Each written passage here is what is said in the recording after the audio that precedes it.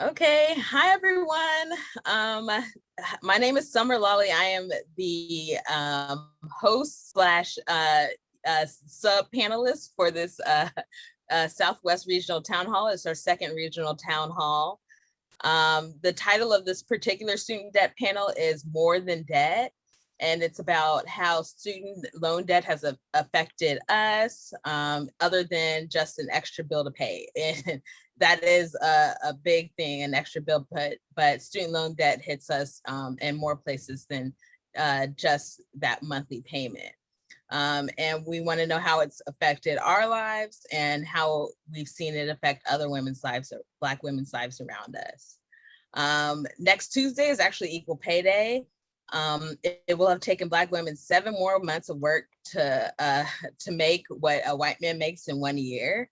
And we're going to be talking about that. But right now, we're talking about, kind of how debt is affecting us in more ways than just that monthly bill. Does the American dream, a college degree, a good job, a nuclear family, a house with a white picket fence, even apply to Black women at this point? Because we are the most educated population, and we're still unable to pay off our student loan debt. We hold the most out of any other demographic. So I'm going to let my wonderful panel introduce themselves. I'll start with myself really quickly. I'm Summer Lawley. I'm born and raised in Dallas, Texas. I am the regional outreach manager with 1,000 Women Strong. So this is the whole Southwest region. I cover Texas, Louisiana, Oklahoma, Nevada, New Mexico, Kansas, and Missouri. I'm sure there's another state. Please forgive me if I'm leaving y'all out. I'm going to start with Angel. Can you introduce yourself really quickly? Yeah, hi guys. My name is Angel Carroll. I am the Director of Advocacy at Measure in Austin, Texas. I'm actually born and raised in Austin as well. And our mission is to use data and education to mobilize communities to eliminate social disparities for people of color. Awesome, awesome, awesome. Lorraine? Hi, my name is Lorraine Birabel, and I'm the Executive Director of the Barbara Jordan Leadership Institute. We are a nonpartisan nonprofit organization. Our focus is Black women specifically, and providing a comprehensive approach to leadership, community leadership based in action. So yeah, that's what we do. Awesome, awesome. Okay, I'll start this panel just by asking y'all, other than me asking you to join today, why did you think it was important to actually come out and talk about your own personal student loan debt story and kind of how you see it affecting Black women every day? Lorraine, I'm going to start with you. Okay, so the main reason why this issue, I wanted to be able to, first of all, thank you for the invitation to join the panel. But also a reason why I think it's important for people to speak out about it is from my personal experience. Like a lot of Black women, I worked my way through college. I have 3 degrees, 2 undergrad degrees and a law degree. And I worked my way through that because, coming from a working class background, no silver spoon, but you feel that there's something greater for you to achieve. And if your goal is to become educated, then what we have in this history is a very admirable history of Black women not taking no for an answer and doing whatever it is necessary to achieve their goals. And sometimes we have hurdles and setbacks that we have to, address and overcome to get there, but we get there. We get the job done. And what we've also seen in this country is, frankly, we carry this country on our backs, right? And we've been doing it for a long time. So this is really deeply personal to me just because of my personal life journey. And although, I did get some, scholarship support for law school, I ended up having to take out student loans for every step of my academic journey, in addition to me working full time throughout each one of those legs of the race. So it is quite personal. And I know a lot of people in my age group who are making decisions to delay families. I'm about to be 40. And I just had my daughter 2 years ago, right? I got married, 2017, almost nearly 5, but not quite, about 4 years ago. But delaying those life choices, buying my first house 5 years ago, because you have a lot of responsibility that other graduates, frankly, who come from a different financial situation may not have. And so these are some of the decisions, the tough decisions that a lot of people in my age group, particularly Black women, are having to make every day. Mhm. Thank you. Angel? Agreed. Yeah. Agreed. I joined for, similar reasons that Lorraine had explained so perfectly. My student loan history story personally, I grew up in foster care, right? So getting a higher education was a must for me because I understood where I wanted to be and what I needed to do for that. And I am blessed to not be in as much student debt as many people are, my peers. However, I recently graduated, right? And student debt is something that we know about. We know it's that dark cloud that's coming, but no one really wants to talk about. No one has the answers. And that is something that's very tough and has been tough for me. And I know, like many other Black women, hard to navigate. And so that's why I wanted to participate in this, to start those conversations, to start discussing, what our future looks like. Similarly for me, I now have to think about what my future looks like and how I navigate that. And personally, I'm not sure that I, at this point in my life, want to start a family, and my student loan debt is a huge factor in that. How can I bring, a Black child in this world, not to mention everything else that we as a people are going through, but student loan debt, right? Like, as a 26-year-old, I can't afford it right now. And I don't know when I will be able to, because it's going to take 30 years, to get that number down and to be where I want to be. And so that's stressful for us, as we know, and as we'll talk about later, but that's my journey.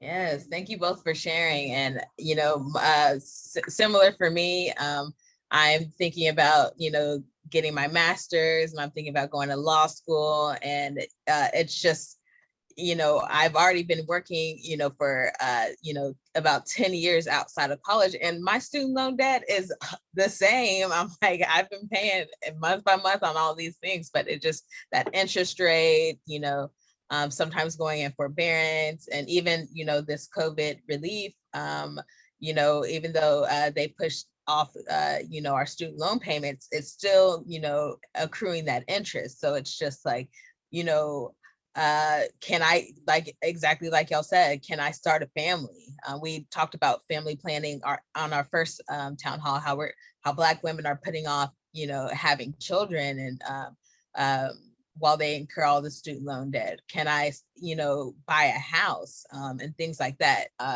And all of this in order to, be more competitive and, get those, high paying jobs. But it almost seems like for Black women who, even though we are getting, going to school and getting these degrees and being excellent, it's almost like a pay for play almost, and they don't want us to ever pay it off. So next Tuesday is actually equal pay day for Black women. Like I said, 7 more months of work to get to where a white man makes. And just, when you think about, all that inequity, there's only, how many more years? I'm bad with math, but months, 5 more months in the year. If you think about, that inequity, do you, and letting everyone know that, hey, this is what's happening. Do you think they're listening? Do you think that, the system can't even change?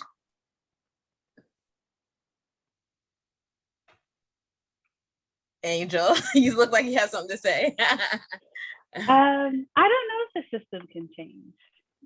I know that may seem pretty Debbie Downer of myself. I don't know. I hope that it does. We as Black women, we are strong. We, can do so much, and I'm a loss for words, to be honest. I hope Yeah, so I look, you hopefully saw that my face people was really just frustration. yes, that was also a surprise question, but no, I think I'm hoping that, our petition to cancel 50K in student loan debts will change up the game. But I do think to Summer's point, in order for us to have substantive change on this, like many other issues, it's going to take a groundswell. Some of the things that Senator Warren has been talking about, and this isn't just like recently, like for years she's been talking about, and others, really speak to the point that where we are as a nation in terms of our economic development, it's going to be stagnated if this student loan issue is not addressed. We have an entire generation that is saddled with literally thousands and thousands of dollars worth of debt. And of course, if you end up going grad school or professional school, higher ed, you're talking about six-figure debt, right? And so until we address this issue, we're not going to have the sort of economic engine driving this country for a younger generation as the baby boomers head to retirement. And I think as our generation is continuing to take on leadership roles, and hopefully people younger than myself as well, that attitude as we get into these leadership positions, I think is going to make a change as well. So do I think it's going to be overnight? Angel, I sympathize. I wish I could say with a snap of a finger it's going to happen immediately, and I don't think it is. But I think if we continue to press forward, when we do have a groundswell on this issue, and again, as some of those people, I'll just say age out of their roles, I definitely think that there's going to be something substantive on that issue because the economy, it's really a lost opportunity, frankly. Yeah, and they forget that Black women are spenders. We will invest back into the economy, and it will be okay. But they have to recognize that we can't do anything with saddled by the student loan debt. So kind of going back to the question about the American dream, what do you have to say about having to accrue all of this? Was the American dream even made for Black women? So I would say no. And then I would say that as long as the student debt crisis is a racial, gender, and economic issue, it's also going to be a no, right? So without that loom of threat of student loans, borrowers being able to cover basic needs, right, to achieve a stronger financial security and provide for our families, and then knowing that Black women have the highest amount of student loan debt, the American dream doesn't apply to us right now. I think I want to acknowledge the fact that we are able to obtain a higher education, which is huge, right? I want to acknowledge that. But student loan debt, that's huge. And we shouldn't forget about that. I want to piggyback on that. It was not designed for us. Let's be perfectly clear, right? Whether your family immigrated here recently or your family was forced to come here, right, in chains, the so-called American dream of purchasing a house and having that white picket fence was not designed for us. And if you historically look at the 30-year mortgage, the whole reason why that was created was to allow more Anglos to be able to purchase homes. And then at the same time, we were redlined out of not being able to access those loan funds for us to have our own homes in our communities, right? And so I think the first step, of course, there has to be an institutional acknowledgement, right? Like we acknowledge it because we know it, because we live it every day, right? But there has to be an institutional acknowledgement, and that has started to begin, right? Like people are actually admitting that there's institutional racism. 10 years ago, 15 years ago, 20 years ago, that was very taboo. So we are definitely kind of turning the corner on that. But we have to continue to remain engaged through our electoral processes, through our advocacy processes, through our governing processes to make sure that power is listening to the people and not the other way around. Yes. And hopefully some of that institutional come in. We're planning on, dropping those petition signatures to cancel 50K in student loan debt to Kamala Harris, a Black woman. So I know she knows about student loan debt, and Joe Biden, and hopefully an executive action or, even Congress will pick it up. But, but right now we have a lot of work to do. And one of the ways that we can really fight this is by telling our personal stories, letting people know that me, despite, paying, faithfully Navient and Sally Mae, I'm still buried in my undergrad student loans. And because I'm entering a workforce that is not friendly, that is not, equitable to Black women, I haven't been able to pay those loans off. How will 50K of student loan debt help me or help Black women in general? I mean, it'll just help, like I said, it would help me be able to start a family without the fear of being crippled by debt somehow. It'll, let me buy a house for my kids. But at this point,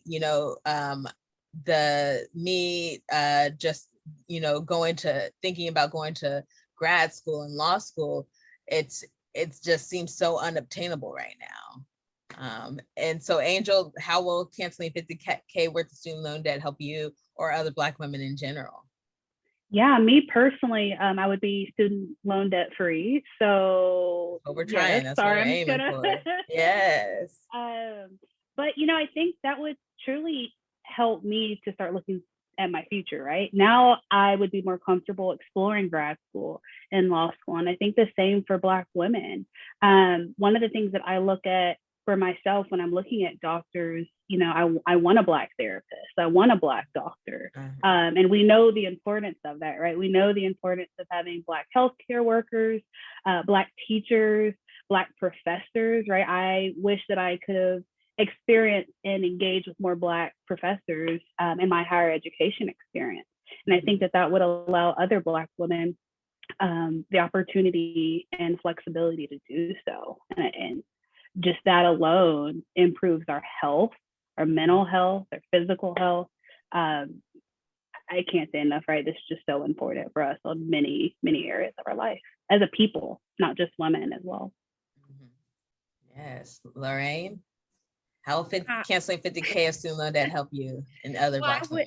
Well, confession, I would not be in the clear, but it would clear my undergrad debt, which I would be extremely grateful for. Same. And so that would be a huge help for myself and my family. But I think for pretty much any Black woman who has been similarly situated, it would be a huge lift for her.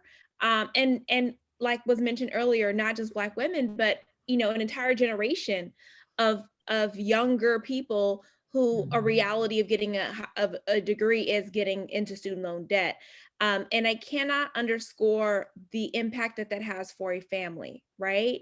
Because if you have, for example, women in many cases are heads of their households, right? So then you talk about what does that mean for their children, the children that they already have, right? That means that they can afford to do some of those extracurricular activities. Maybe that means that, they can be more flexible. Maybe they can take that risk and start a business to where they can really use their time and their talents in a way that's most financially beneficial for their family, right? But all these kinds of flexibilities are good for themselves, their families, and the community at large. And so cannot understate the type of huge impact that would have. Yeah, definitely.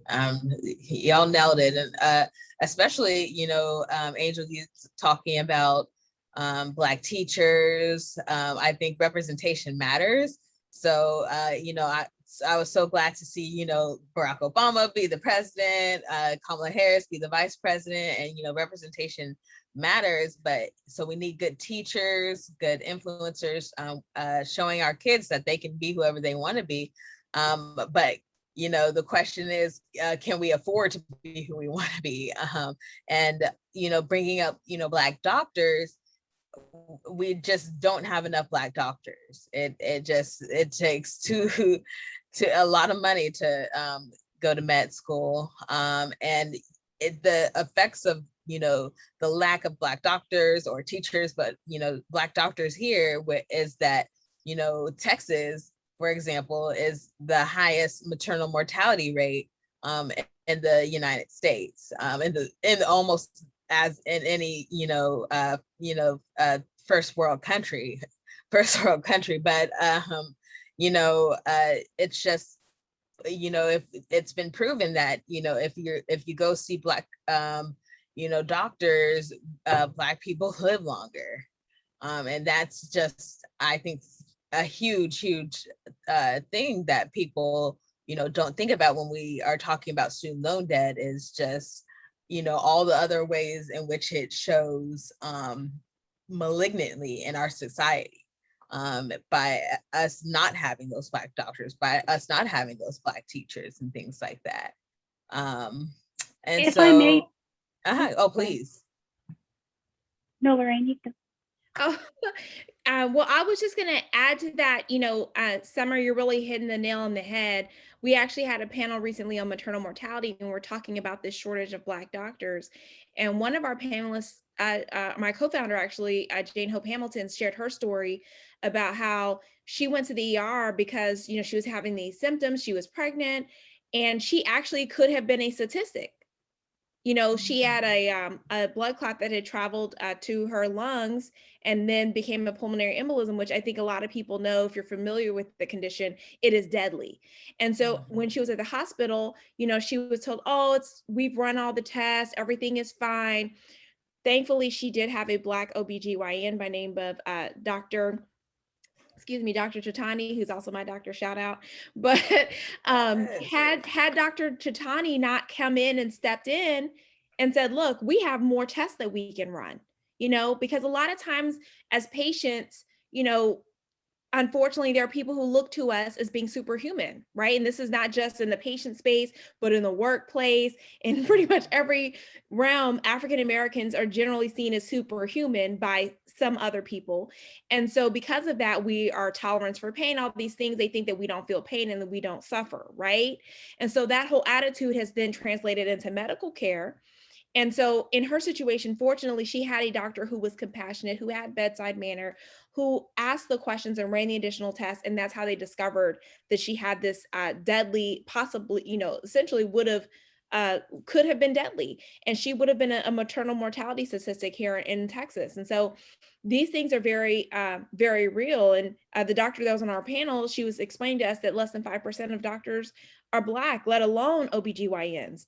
And when we talk about what percentage we are of the population, we are clearly dramatically underrepresented. And this is, across many professions. I know in the legal field, it's the same thing. Less than 5% of lawyers are Black. And we know what we face in the justice system, right?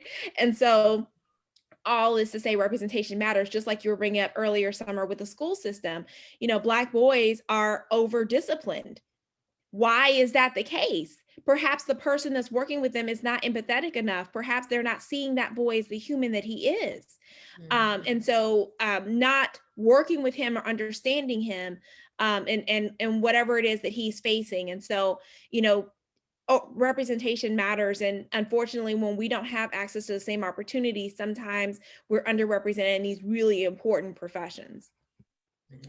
Yes. Thank y'all. Because that's a big one. And it's potentially, life or death for Black women, these statistics, the student loan debt. So,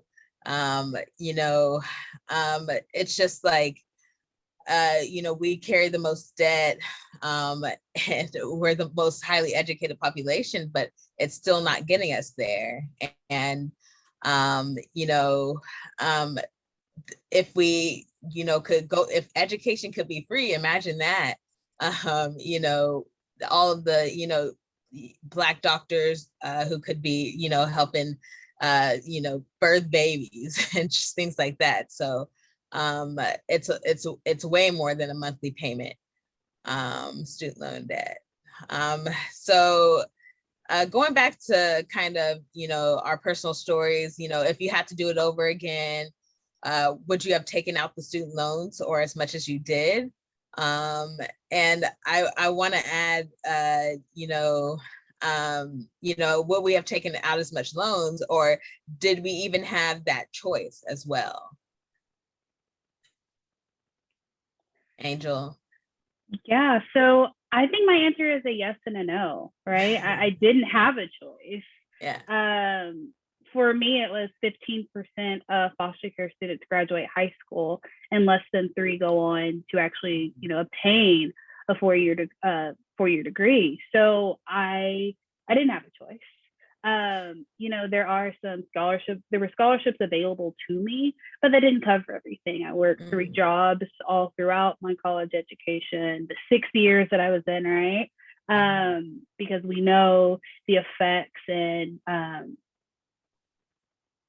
that student loans and college right has on Black families, and it takes longer for us.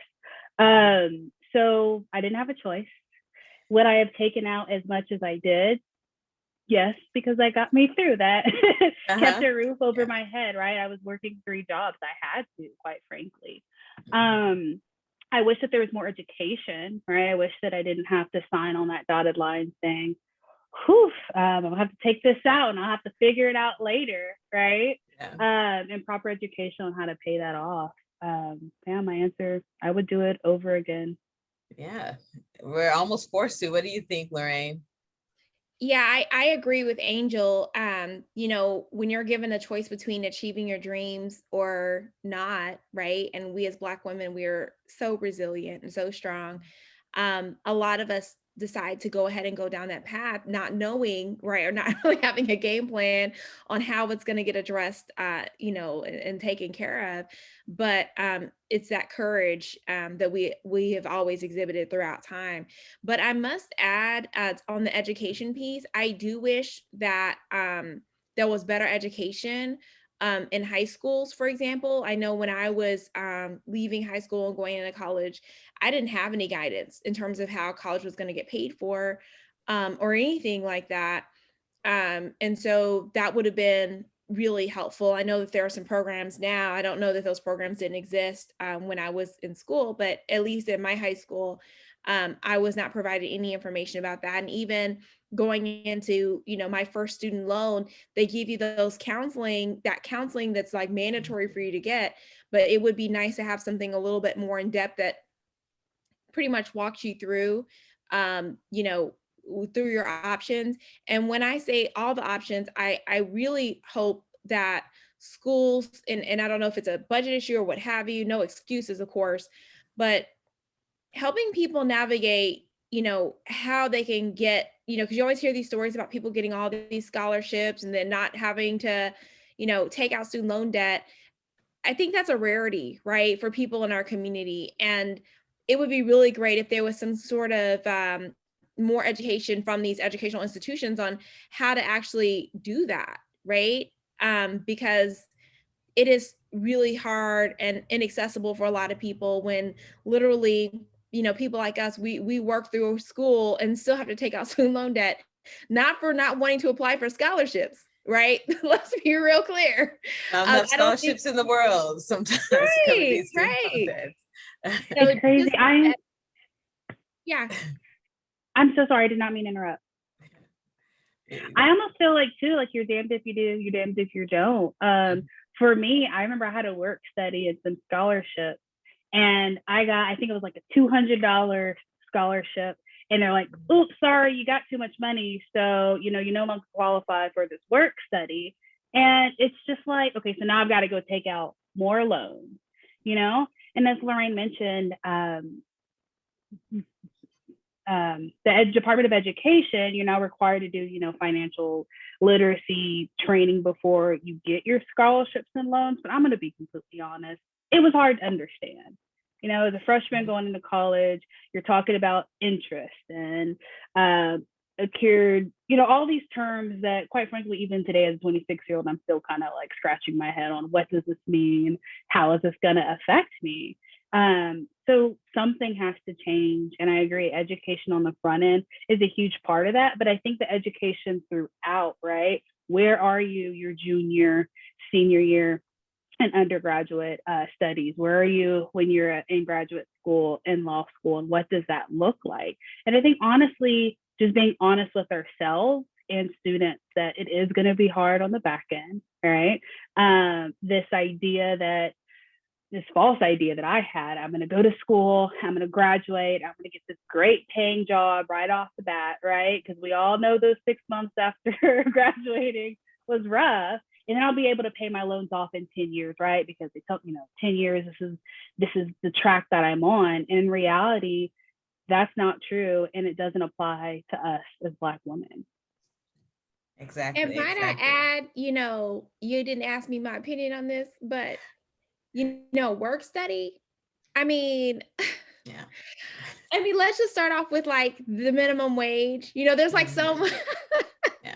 There's so much, and I don't want to digress the conversation, but I bring that up to say, perhaps there should be some kind of movement around asking educational institutions, yeah, the federal minimum wage might be this, but let's, can you signal that you actually want to support sustainable student lifestyles where they don't have to take out all this debt and give these students a livable wage for the jobs and the work they do to support the university? And I love my those alma are real mater. jobs.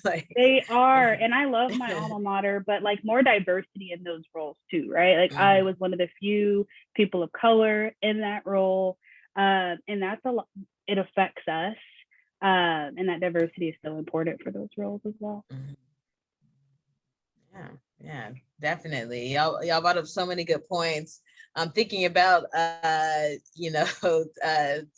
work study. It's just like, man, I don't remember getting paid that much, and I was working a lot of hours, and yeah, it's something.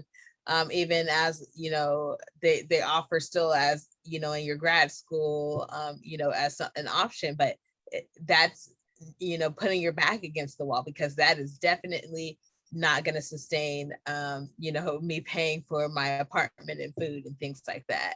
And so it's just again, this idea that we kind of have to take out these student loans, because one, if we're not getting a college degree or a grad degree or law school or med school or whatever, if we're not doing that, we will not get as good paying jobs to support a family like we should. And it's just like, it's just like, yeah, just like you said, damned if you do, damned if you don't. So,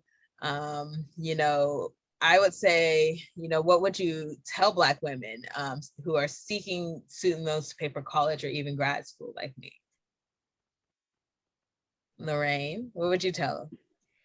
If I had to do it all over again, I would do it all over again, but just try to seek out, which is I don't know the answer to this, of course, but try to find people to mentor you who've walked down this path before, who can give you advice on how to go about a game plan on how they were able to address their student loans. There's different payment plans that are available based on your income, based on your family size.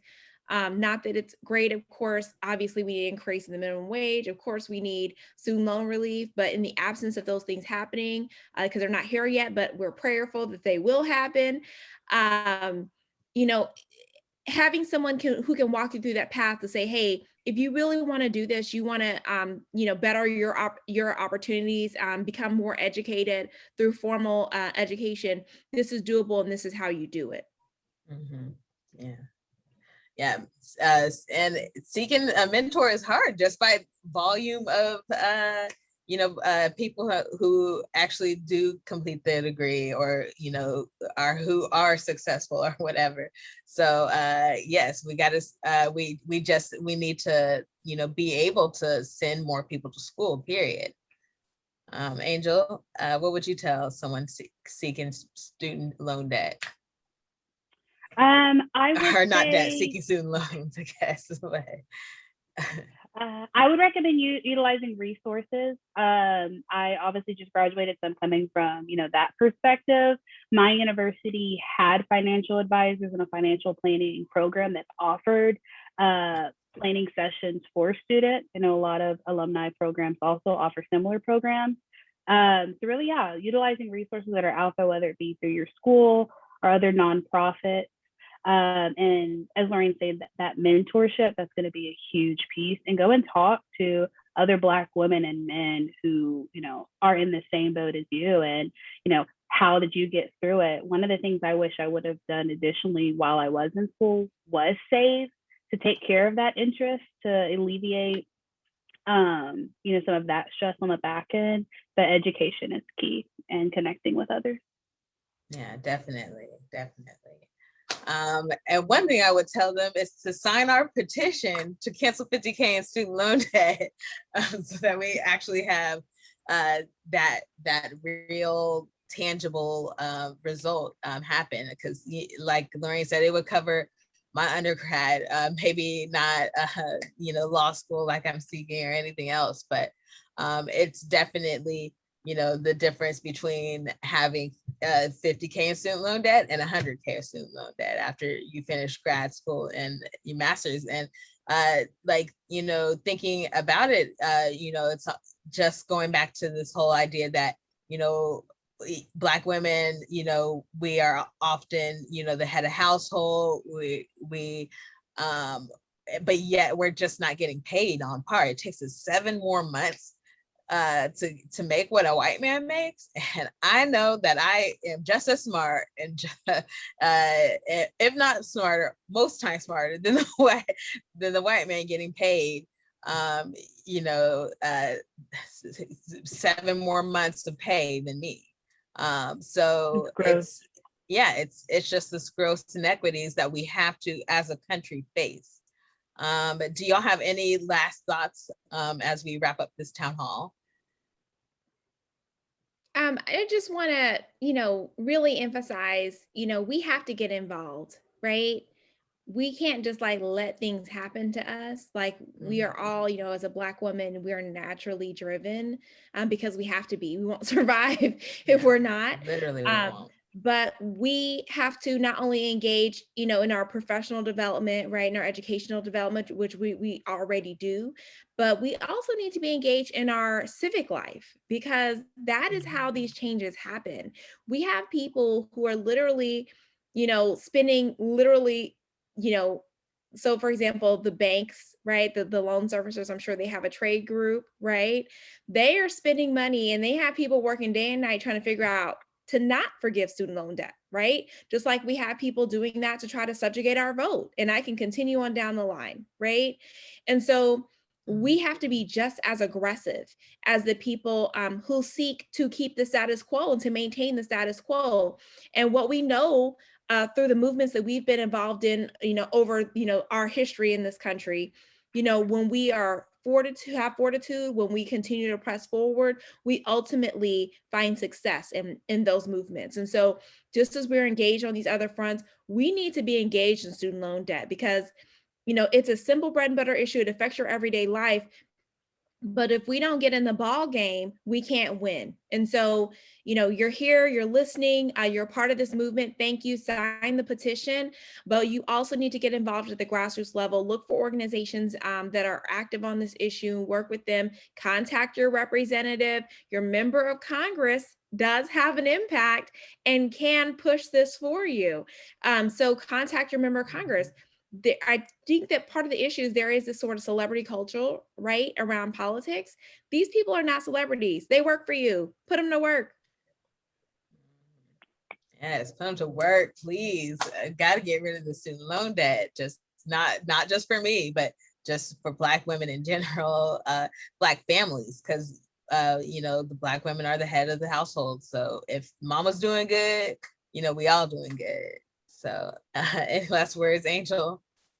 Well, it's impossible to follow that. But again, get in contact with your local state representatives. Remind them that they work for you and tell them what you want. I can't stress that enough. They work for us and this is what we need. Yes. So go to your web browser, sign that petition, come to 1,000 Women Strong events.